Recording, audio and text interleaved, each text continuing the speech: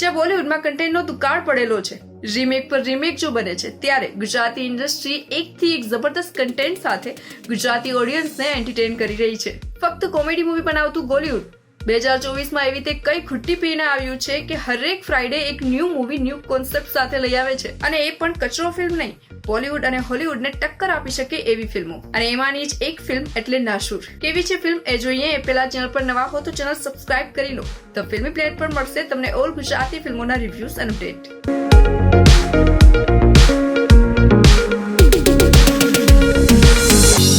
તો વાત હતી એક ફ્રેશ કોન્સેપ્ટ અને જબરદસ્ત સ્ટોરીની. બોલિવૂડમાં આ વર્ષે આવેલી હરેક ફિલ્મ ફ્રેશ અને યુનિક છે. બોલિવૂડ જ્યારે રીમેક શોધી રહ્યું છે ત્યારે બોલિવૂડ એવું કહીએ કે ઉડવા માટેના પ્રયત્નો કરવા પાંખો જ ફેલાવે છે, ત્યારે એ પ્રયત્નમાંથી બહાર આવે છે રાડો, વર્ષ, કસુંબો અને નાસુર જેવી ફિલ્મો. લાસ્ટ યરની વર્ષની અસર હજી તો ઝાંખી પણ નથી પડી અને તેની રીમેક બનીને નેક્સ્ટ મંથ માટે રેડી પણ છે. ત્યાં બોલિવૂડ માટે એક ન્યૂ રીમેક કન્ટેન્ટ તૈયાર કરી આપ્યું છે બોલિવૂડે. નાસુર એ ફિલ્મ છે જેનો કોન્સેપ્ટ કે પછી સિમિલર સ્ટોરી પણ હિન્દીમાં નથી જોઈ. નાસુર એ લેવલ પરની માસ્ટરપીસ છે જે નેટફ્લિક્સ પર રાજ કરે છે. બહારની દુનિયાથી દૂર પોતાને પોતાની જાતનો ડર, ખોફ, સસ્પેન્સ અને ગુંગળામણ, અને આ બધું જ તમને નાસુરમાં જોવા મળશે. સ્ટોરી એક એવા માણસની જેની પાસે બધું જ છે પણ પીસ નથી, શાંતિ નથી, પૈસા, પરિવાર બધું જ હોવા છતાં પણ હાલના સમયની સૌથી મોટી સમસ્યા છે ડિપ્રેશન.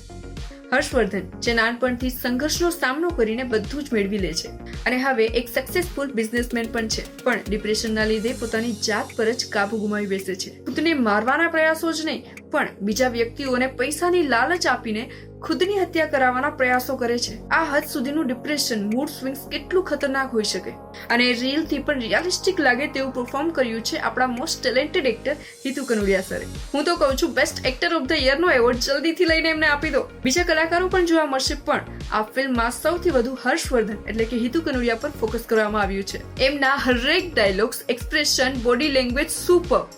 શું એક્ટિંગ કરી છે બોસ. સ્ટોરી એકદમ હટકે છે પણ ગુજરાતી ફિલ્મમાં આ સ્ટોરી સાથે ફિલ્મ બનાવવું મતલબ પ્યોર રિસ્ક લેવા જેવું જ છે. પણ મેકર્સની હિંમત સાથે આ ફિલ્મ ગુજરાતીમાં બની એ સારી બાબત છે. પણ ફિલ્મને હજી ટચઅપની જરૂર છે ખરા. સ્ક્રીન પ્લે થોડો સ્લો છે પણ પ્રયાસ સારો છે. અમુક કાસ્ટ થોડા બંધ બેસાડી શકાય, અને એન્ડમાં ફિલ્મી વેથી ડિપ્રેસ વ્યક્તિઓને બહાર લાવવાનો થોડો પ્રયાસ થયો હોત તો પ્લોટમાં થોડો ચેન્જ આવત અને લોકોને આ ફિલ્મ પ્રિફરેબલ પણ રહે. બટ એક સોંગ છે જે ચોક્કસ ગમશે. મ્યુઝિક પર ખૂબ સારું કામ કર્યું છે. સો જો તમને સ્ટેજ સિરિયસ ટાઈપની ફિલ્મો ગમે છે તો શ્યોર જોઈ શકો. અને નાસુર જોઈ લીધી છે તો આપનો રિવ્યુ શેર કરો.